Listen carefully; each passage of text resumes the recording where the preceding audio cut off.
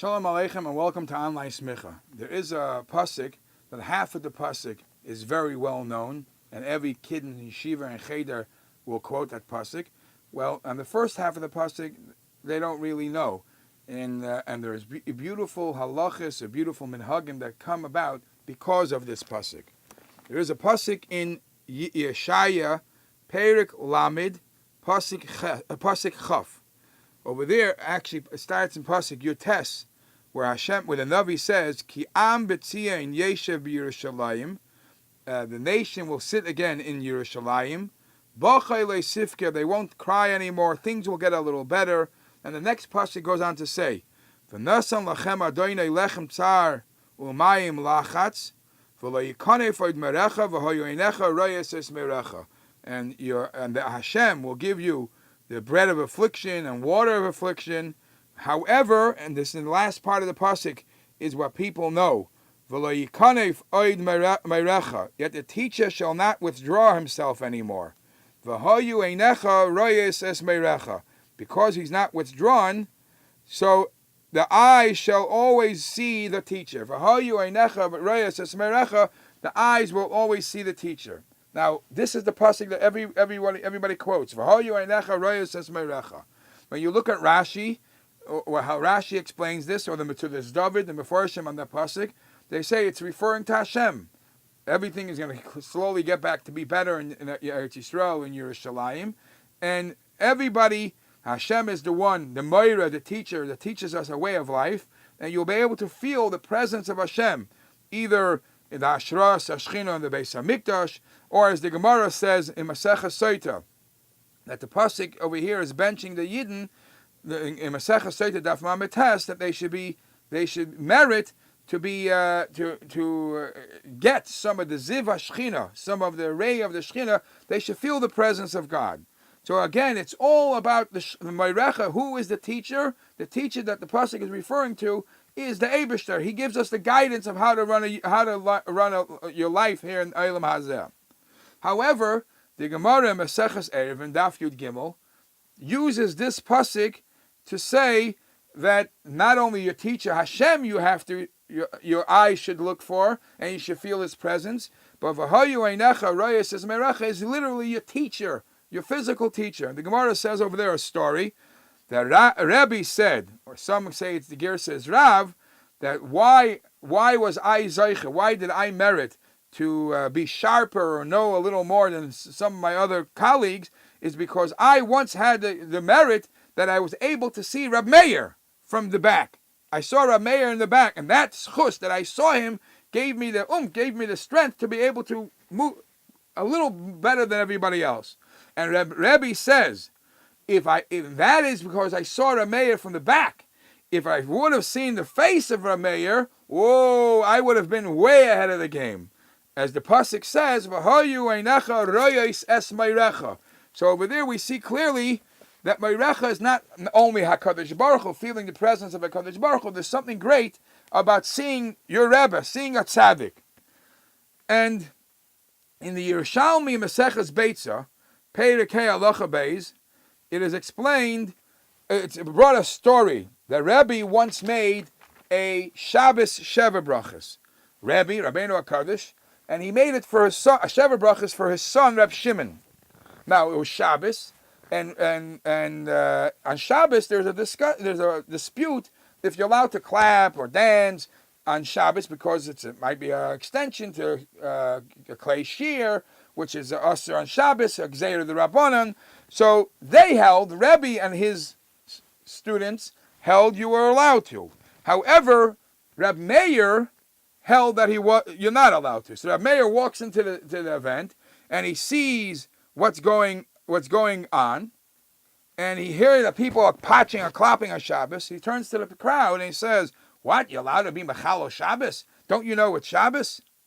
So Rebbe was in the side somewhere.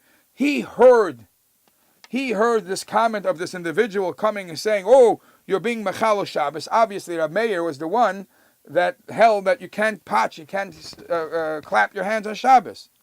So Rebbe comes in and says, Who is this that said this, that came here to ruin our party? So when Reb Meir hears this, Reb Meir ran away. He didn't want to. He didn't want to have a debate with the yeshiva of Rebbe whether this is permitted or not. He ran and ran. Rebbe, the people of the household of Rebbe chased after him, and as Reb Meir is running away from the house of Rebbe, his covering, it fell down, and you were able to see Rebbe was looking out of the window to see what's going on as his family is chasing this individual. He was able to see the back of Reb Meir, and because he saw the back of Reb Meir, and he realized that it was Reb Meir, and Reb Meir is the one that holds that clapping his hands on Shabbos is permitted. So Rebbe said that was the merit that I had, so I should be able to achieve high levels in Torah by the schus that I was able to see the backside of Reb Meir. From here we see the greatness of just seeing a tzaddik, some part of him, getting a glance of a tzaddik, a back of a tzaddik, has an effect on Rebbe to achieve high levels. It's also explained, another story is brought in Yerushalmi, that Rabbi Yochanan and Reish Lakish said what made them become the great Rabbi Yochanan and Reish Lakish, because one time they merited to see the finger of Rebbe. They were able to see the naked finger of Rebbe. Well, the finger of a tzaddik affected them in such a way to have these tremendous merits. Because Rebbe used to wear gloves most of the time. One time, a finger came out of the glove and they saw it. That gave them the schus to achieve high levels. Now, what I'm saying all these stories is that you should know that to look at a tzaddik has a very, very, very big effect. Amongst Chassidim, it is brought, and this is going back from the times of the Mezritcha Magid, that the Talmidim from the Mezritcha Magid used to travel to the Mezritcha Magid, and the saying amongst the Chassidim was that when you travel to the Mezritcha Magid, just when you get into the city, close enough to the Rebbe, well, you already feel the Kedusha. If, for whatever reason, you enter the city and you didn't feel the Kedusha, you should know that there's another, getting closer, as you go into the courtyard of the Rebbe, I'm sure you're going to get the feeling of the Kedusha, just by being in this courtyard. If, for whatever reason, you're into this courtyard and you still don't feel holy, then just by being by his doorpost will affect you in a holy way. If even that doesn't affect you, then the last thing is when he looks at you, or you see the eye, you see the face of a tzaddik, or you see the presence of a tzaddik, it definitely will have a tremendous effect on you. There's a very powerful word from one of the Visions of Rebbe's in Parshas Kisavoy, where it talks about the nishgewunschene Sachen, the klolos that Rahman al-Tzlan come about if you don't keep Torah. So we know that every klala really has a deeper meaning. It could also be a bracha. One of the psukim over there, it says that you're going to run around like a meshugana. You're going to be full of fear. And the pasuk quotes like this: "Mipachad levavcha asher tifchad." You're going to be so full of fear, so full of pachad. Umimara einecha asher tira. From what you're seeing, it will drive you nuts. So one of the Visions of Rebbe translates like this: "Mimara einecha asher tira." From what you will see, if you're lucky enough to see a tzaddik, you should know that looking at a tzaddik, that marei necha will cause pachad. That will help you have yirah shamayim. Just by looking at a tzaddik, helps you have a yirah shamayim. In Taimim and Hagim, page Tovkuf Yud Zayin, he brings from different svarim that if you look at the face of a tzaddik, you see a tzaddik, that helps you remember everything you learned. And it's actually brought, Chassidim used to say that, there's a chiyuv to be makbil, to greet your teacher every Yom Tiv. Come to Yom Tiv, the Shalosh Regalim, to do chayav admul mahakbil pnei rabbi. At what point did you fulfill the mitzvah? When did you do the Kabbalah's panim? So Chassidim used to say, just by looking at the tzaddik, you already fulfilled the mitzvah of Kabbalah's pnei rabbi. Because looking at the face of a tzaddik definitely gives you the chayis to be able to elevate to a higher level.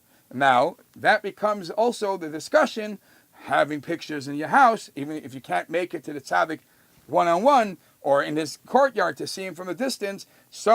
Many Chassidim believe that to have the picture, the Musti Yukne Shel Aviv, the Musti Yukne from a Tzadik, also has that effect. And that's why many homes have pictures of Tzadikim hanging on the wall.